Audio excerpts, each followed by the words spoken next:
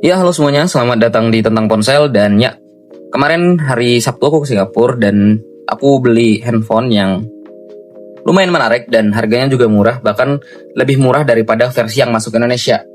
Yang versi biasanya, ini adalah Redmi K60 dan memang nggak masuk ke Indonesia karena ini khusus pasar Cina. Biasanya yang kalau Redmi gini itu pasar Cina.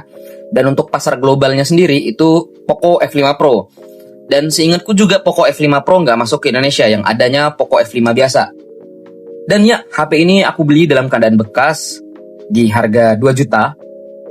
Dan mulus, masih oke, cuman memang nggak ada chargeran. Nah, ini aku beli di Singapura dengan harga 2 juta, menurutku worth it banget. Dan ya, bagaimana kalau kita lihat dulu kotaknya? Ya, di bagian depan sini ada tulisan Redmi, terus ada K60 besar. Kemudian di atasnya kosong, di bawah samping sini, di bawah itu ada Redmi K60. Di bawahnya juga kosong, di samping kanan bawah pojok sini ada tulisan Redmi K60 ya. Simple aja, kotaknya simple. Dan untuk bagian belakang ada tulisan Redmi dan IMEI gitu. Ini Poco F5 Pro bagian belakangnya, ya sama aja sebenarnya. Dan ya, kalau gitu kita buka.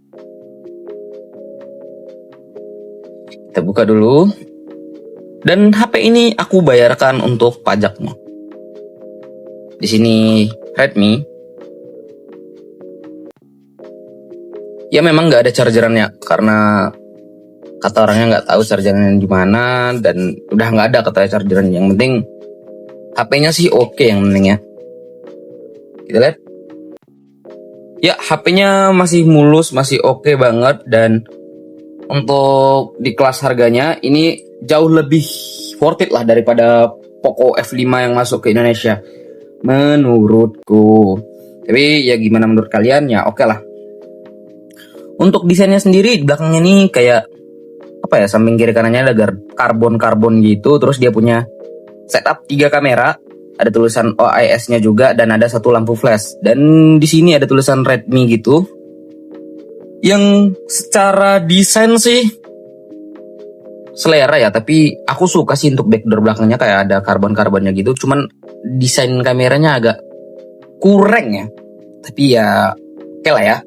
Terus di situ juga ada tulisan OIS kamera. Dan ya, untuk kameranya sendiri ini 64 megapiksel untuk kamera utama. Itu udah ada OIS-nya dan bisa merekam di 4K 60 fps atau 8K 24 fps, yang jarang juga dipakai untuk 8K-nya.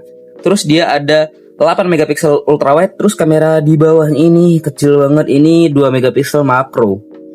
Ya, cukup lah ya. Harusnya kalau dipakai telefoto kayaknya lebih oke. Tapi desainnya sih kayak telefoto ala-ala gitu ya. Cuman ini sebenarnya kamera makro, bukan telefoto. Terus di bagian kanan ini ada tombol on off. Di sini terus ada volume up dan volume down. Terus di bawahnya juga ada speaker, USB Type-C, mikrofon. Kemudian ada slot untuk kartu SIM. Di bagian kirinya kosong dan di bagian atasnya ada speaker lagi. Jadi dia stereo gitu. Terus ada infrared blaster dan ada mikrofon. Ya, terus di depannya sendiri ada 16 megapiksel kamera depan yang ada di tengah sini. Dan dia bisa merekam di 1080p 30 fps. Dan kalau digenggam enak ya, karena bagian belakangnya ini ada kayak lengkungan gitu, jadi enak sebenarnya. Cuman sayangnya frame-nya belum metal ya. Memang seingatku yang mulai metal itu di Poco series itu di Poco F7 ya, baru metal. Dan kalau di Redmi-nya sih seingatku, aku nggak tahu ya Redmi 70, tapi kan untuk 70 Pro udah metal. Tapi seingatku Redmi K70 itu udah metal juga, dan K70 Pro-nya juga udah metal seingatku. Yang videonya yang ada di atas ini untuk Redmi K70 Pro. Dan ya, HP ini udah ku ganti ROM-nya dari ROM Cina ke ROM global. Jadi dia pakai ROM Poco F5 Pro. Dan HP ini juga udah UBL. Mari kita setup dulu. Kita hidupkan. Ada tulisan Redmi dan ini ada tanda kalau udah UBL. Oke, kita setup. Ya, ini adalah HP-nya Redmi K60. Dia punya layar itu 6,67 inci dan juga dia punya resolusi 2K. Dan refresh rate-nya 120 Hz. Dan ya, dia udah support fingerprint dalam layar. Dan HP ini enak banget untuk nonton, lebih enak lah daripada Poco F5 menurutku, karena dia punya fingerprint di dalam layar.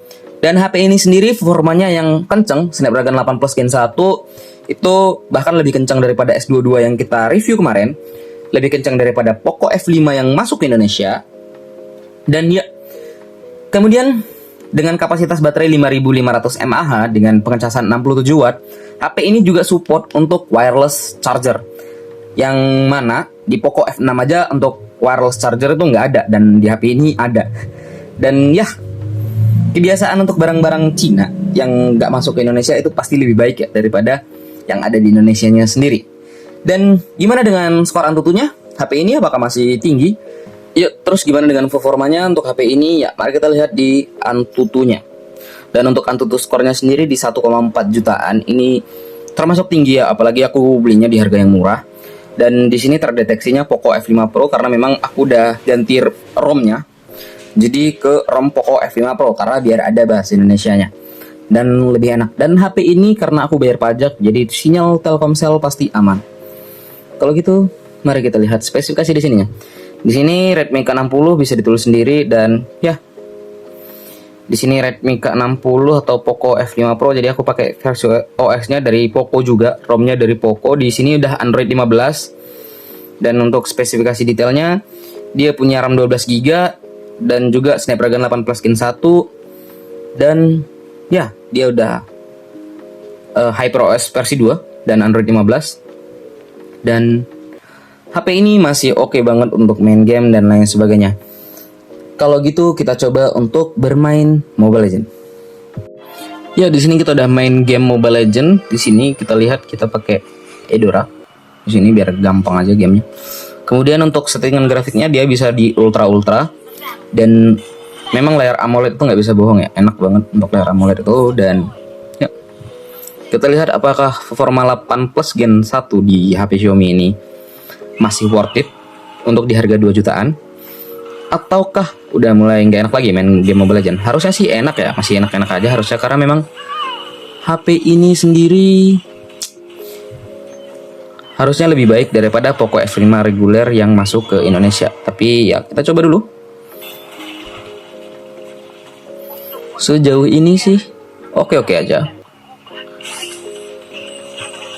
nggak ada masalah sama sekali. Palingan kalau dibandingin dengan HP-HP zaman sekarang itu bezelnya nggak terlalu tipis ya, tapi ini cukup oke lah, apalagi dia performa ya kan mainnya. Untuk bezelnya nggak terlalu tipis, apalagi dibandingin dengan apa ya, kayak flagship zaman sekarang gitulah. Atau dibandingin dengan Poco F7 masih lebih tipis Poco F7 untuk di bagian bezelnya. Tapi ya, siapa yang mau protes di harga yang segini? Dan ya, enaknya tinggal di Batam itu bisa ya keluar masuk Singapura, dapat handphone yang lebih murah dibandingin yang ada di Indonesianya. Itu sih enaknya.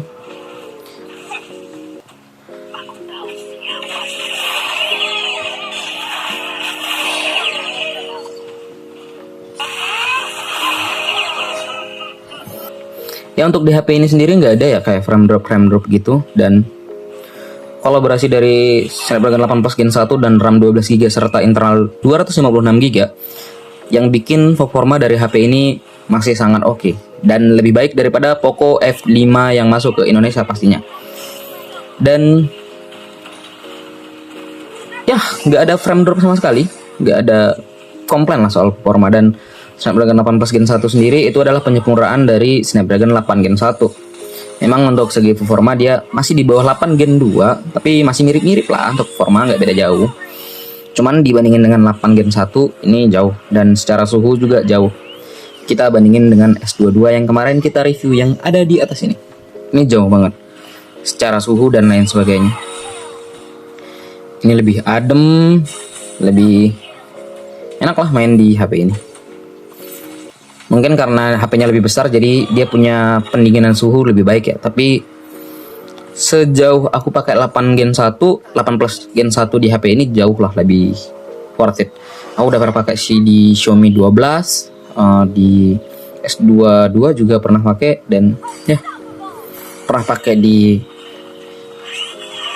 Oppo X5 Pro, dan di HP ini karena dia pakai 18 Gen 1 much better lah untuk suhu.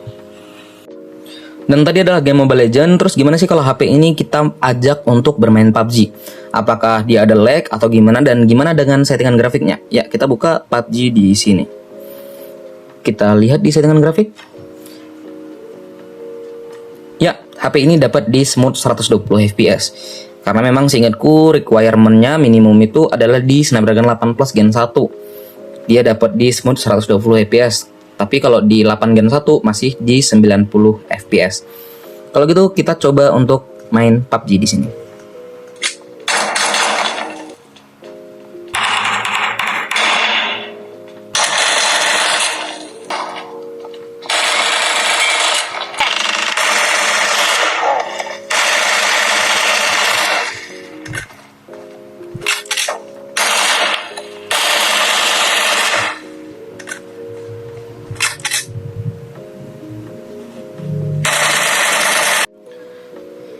Ya, dan itu tadi adalah PUBG Mobile dengan smooth 120 fps karena dia punya chipset Snapdragon 8 Plus Gen 1 dengan RAM 12GB dengan internal 256GB.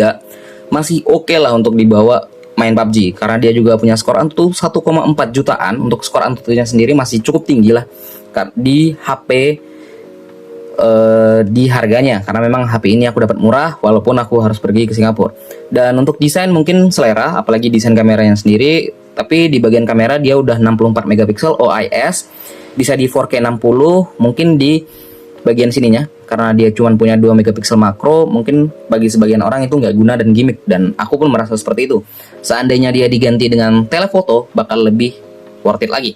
Dan frame-nya yang masih plastik itu mungkin bagi sebagian orang jadi bahan pertimbangan atau enggak, karena memang mengurangi kesan mewahnya karena dia masih plastik.